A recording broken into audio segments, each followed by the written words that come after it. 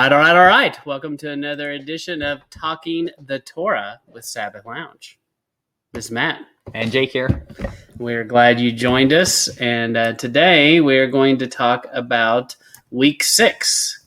And so this is generations, Genesis 25, yes. 19 through 28:9. And it's Toldot. And so we picked this lovely image that seems to fit the story. It encapsulates the heart of the story perfectly. Yes. The essence of it. Yes, and so you have this red, hairy person and someone grabbing his heel at birth. Yeah. And a yellow man. And grabbing yes. his feet. Yes. So that's right. So we will find out more about this. And it's also, I put in here that it's the heel grabber. Yes. I think that's accurate. Mm-hmm. Mm-hmm. Yeah. So you do have this story of the heel grabbing and a meal, and that's all in here. And so let's take a look at it. And so in Genesis, so Jake explained some of the controversy about this heel grabbing thing. Most people are familiar with the story already. Yeah. So the heel grabbing business is such that Jacob grabs the heel of Esau and Tarzan's out of the womb, and then later he's the supplanter, right? So he's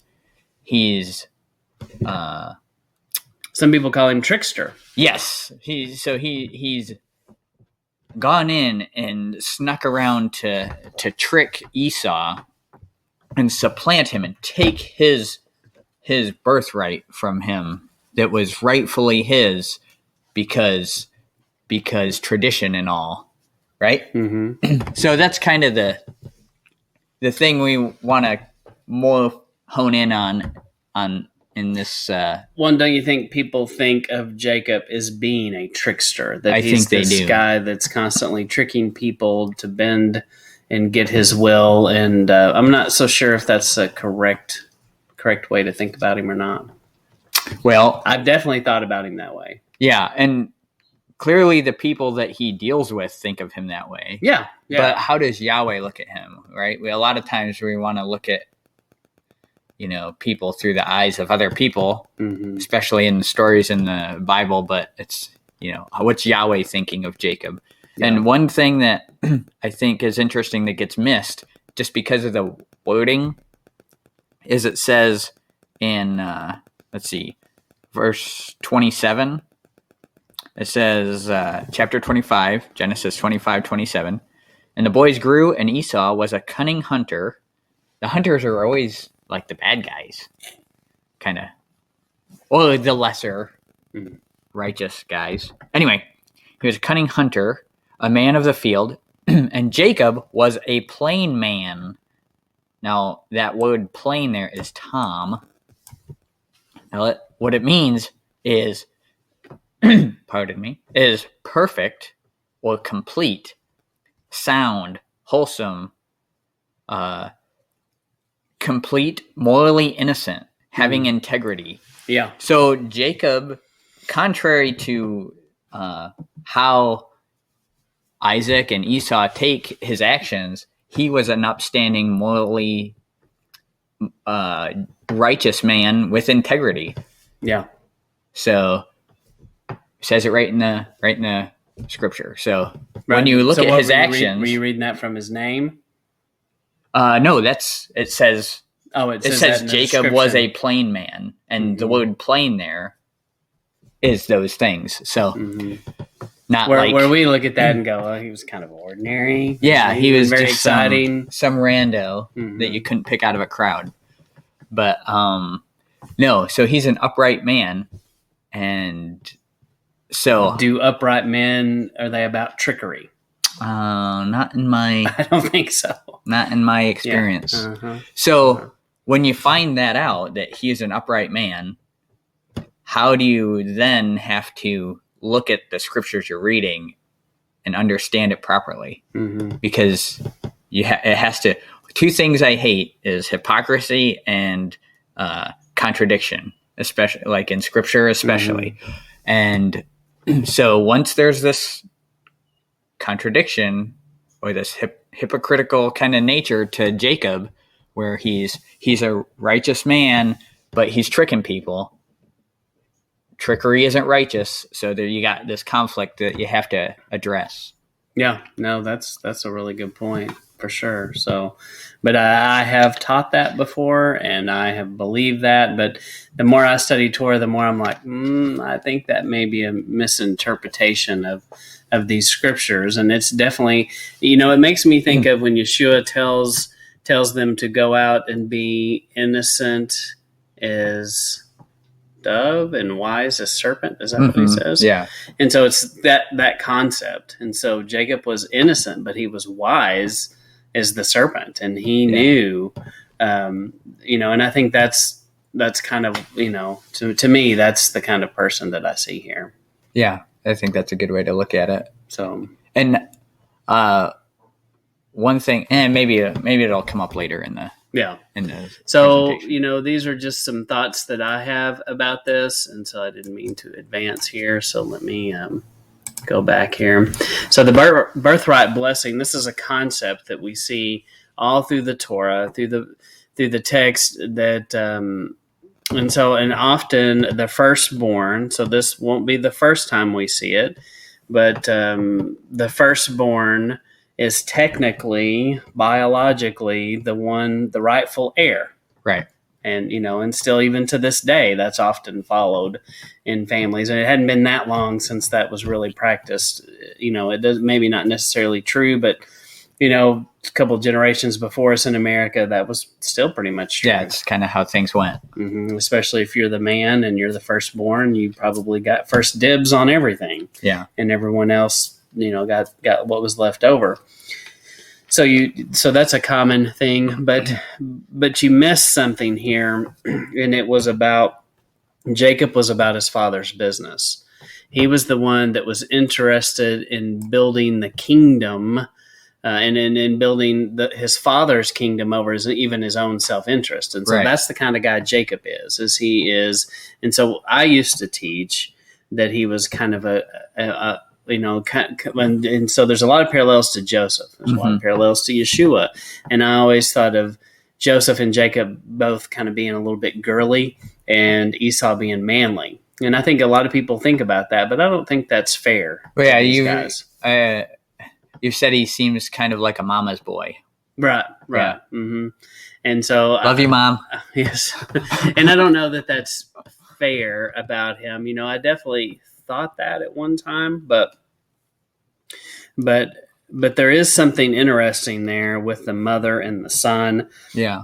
And even in the lineage of Yeshua, where, most likely it's Mary's lineage that goes back to Abraham and not Joseph's. I mean, there's like a whole thing in itself, and I'm not trying to talk about that today.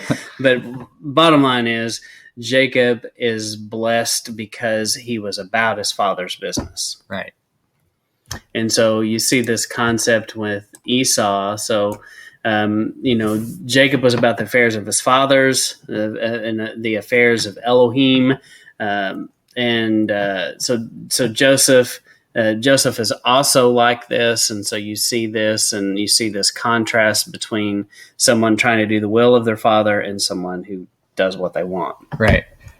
And then, and like you're saying here, their brothers, Joseph's brothers and Esau in this case, they're interested in self-interest, right? They have the self-interest and personal gain in mind, and whereas Jacob and Joseph are about the will of Yahweh. Ryan, you see this story where the birthright is supposedly stolen. Well, Esau gives it away. He doesn't fight for it. He doesn't put up any kind of fight. He's just like, I'm hungry. I don't care. Whatever. Just give me the bowl of soup. Would you just quit talking? Because you also get this thing where I feel like Esau, he's a man of few words. He's like, food. I want now. That's how, Esau strikes me as that guy. Yeah. He definitely strikes me as the guy. I told you I loved you 30 years ago. Do I have to say it again? Come on. What do you want from me? I said it twice. Yeah. I mean, he seems like he's that guy. Yeah. So yeah, I always picture you see the caveman dragging the lady back to the cave or whatever with his club. Yeah. I kind of get that picture. Yeah.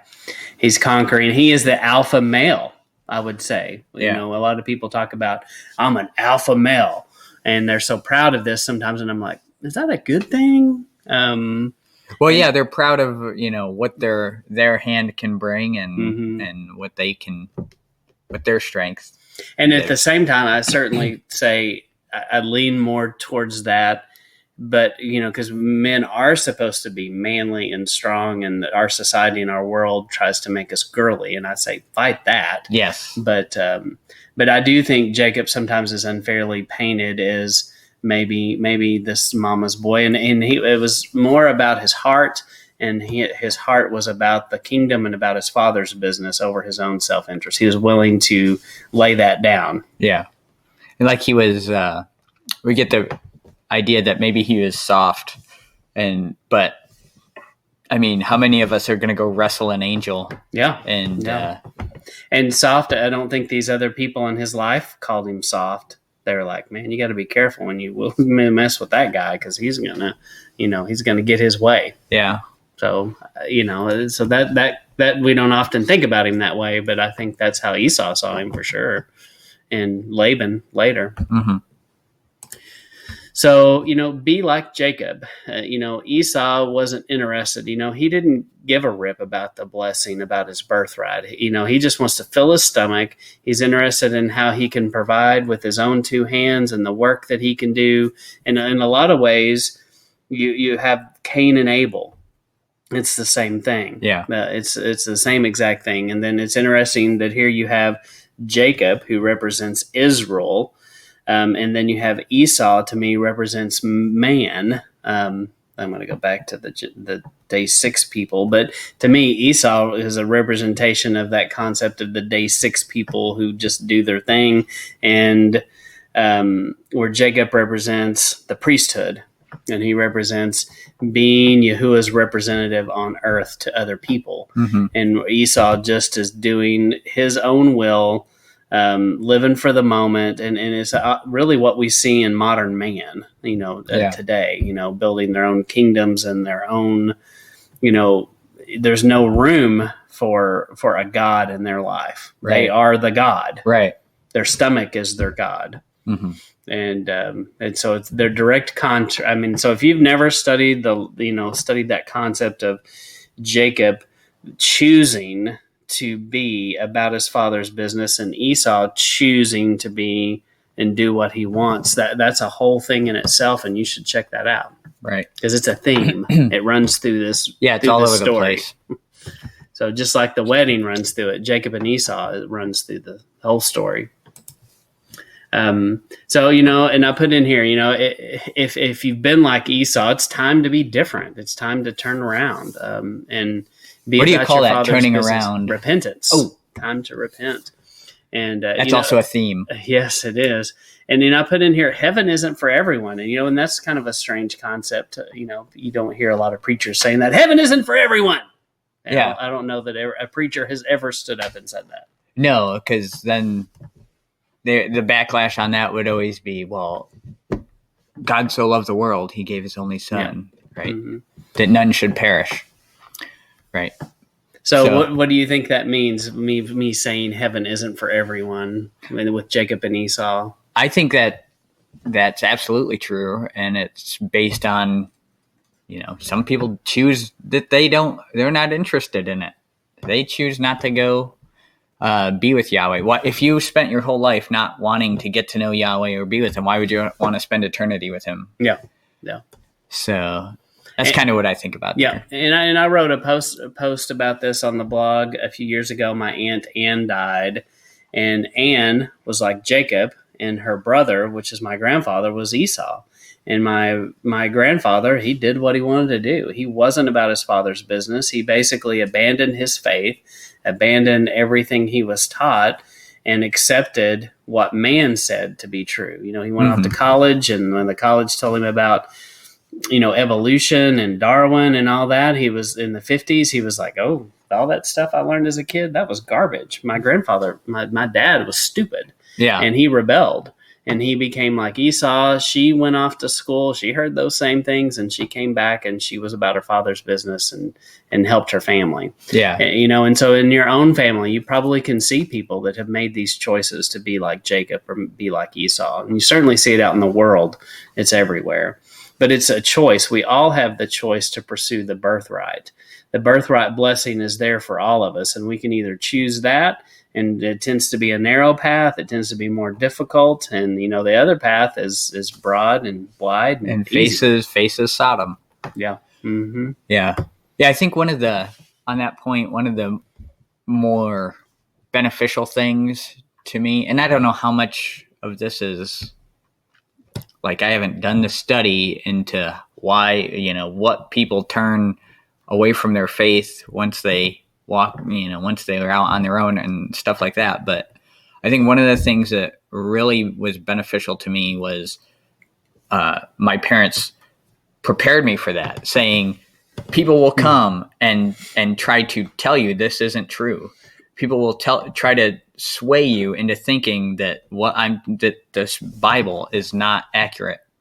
And so I think knowing that ahead of time, you're on guard to that stuff, and then it's harder to trick you into thinking, oh, well, that there's some merit there, because we know that the tricks of Satan are to turn us against it. Mm-hmm. So, and I don't know how much of that is, works, and how much of it is it worked for me, but that's something that I instill in my kids too, is watch out, because people will come and tell you this isn't right. And I think that's going back to you're teaching your children how to be innocent as doves, but shrewd as snakes. Yeah. To be wise and be aware. Yeah. And so, so you've got this concept, the heel grabber, supplanter. I encourage you to go research these things, check it out, challenge maybe how you've thought about it before. But there is clearly a definite difference between being about your father's business and doing what you want to do. And so even doing things like keeping a Sabbath makes you about your father's business. It makes you, as opposed to, I'm going to go do work and I got to feed my family, I got to pay my bills, I got to work on Saturday. That's a worldly concept. Yeah. Mm-hmm. Yeah. So got to get rich or die trying kind of concept. And that seems to be kind of who Esau is. And I also think there's an element here in Esau that, he's a pretty scary guy. The legend in like the book of Jasher says that Esau kills Nimrod, which would make him a bad mamma jamma. Mamma jamma. Mm-hmm, so somebody that you might be a little afraid of. Yeah. Now, is there a difference between, what's your idea of the difference between the blessing that he gives away for that red stuff in the pot versus the blessing that he gets, that Isaac is giving him at the end of his life? What's the difference in the blessings? I don't know. I hadn't thought much about it. Well, from my understanding, there is a difference in those blessings. One being the firstborn blessing, and one being like a monetary kind of blessing. I'm not exactly sure the difference, but I think there is a difference. Mm-hmm. If you go look at, and if you study out what those blessings were at the time, and the way that a father blessed his firstborn, I think there were a dual set of blessings that went to the I've firstborn. heard that before. Mm-hmm. So because I've also thought, well, he gave away his birthright, so it wasn't his to take from Isaac at the end anyway, Esau. But I think there is a difference in those blessings. Yeah. Well, I think that's a good point. And we also kind of failed to mention when we were talking about this, it's a concept of the chosen people, the Jews, versus, the Israelites when Jacob becomes Israel, and so there's definitely a reference, to that, and Israel being blessed because it chooses Yahweh, and that's what makes it blessed, and Esau does not choose that, and relies on its lineage, maybe, which is kind of like relying on its own hands. And so you definitely see this contrast between, it's not about the bloodline, people. And so I think it goes back to that concept of when we talk to people about these things, most people, when you tell them about the things that we're doing, they want to say we're Jews, and they are associating it with a bloodline lineage thing. And this story tells you, yes, there's a bloodline and it's important here, but Esau did not get the blessing. Yeah.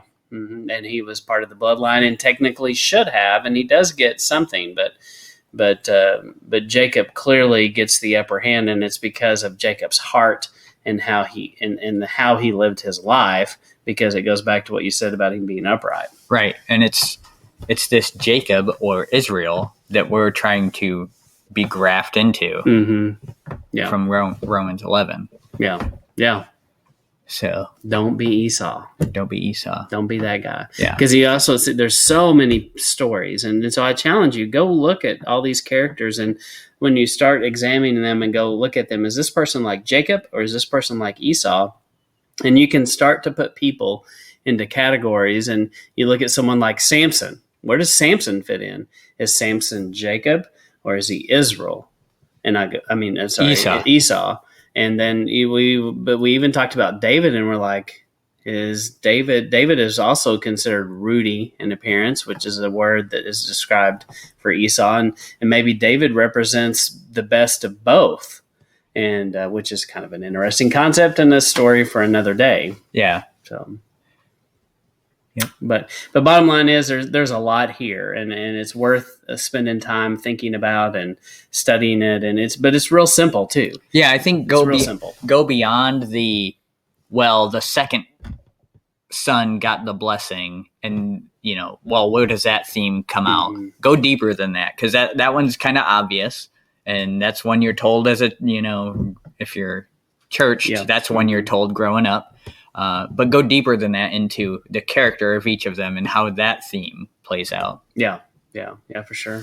So. And then one more thing, and then I'm done on the whole, is he a shyster?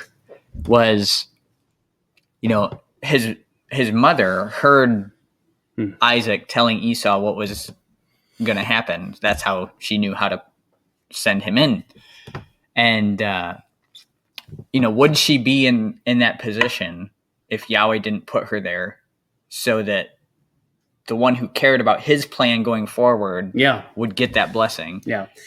Because it does kind of make you wonder, was he getting away from this path a little bit at the end of his life? Did he forget a little bit of, and she kind of brings it back and reminds him, this is important.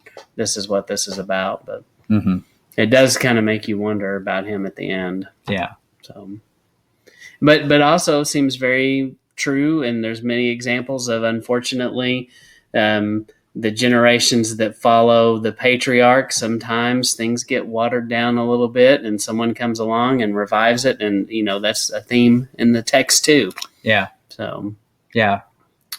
So, and to continue that, go back to the source. That's we're not claiming that we know all these things. We're claiming to have lots of questions ourselves and trying to figure it out. And we challenge you to spend the time, research, read, and find out what it says for yourself. Yep. So we appreciate you listening to week 6 of Talking the Torah with Sabbath Lounge. Thank you for tuning in. And always, we ask you to give us a comment, a like, subscribe, share. All right. Bye.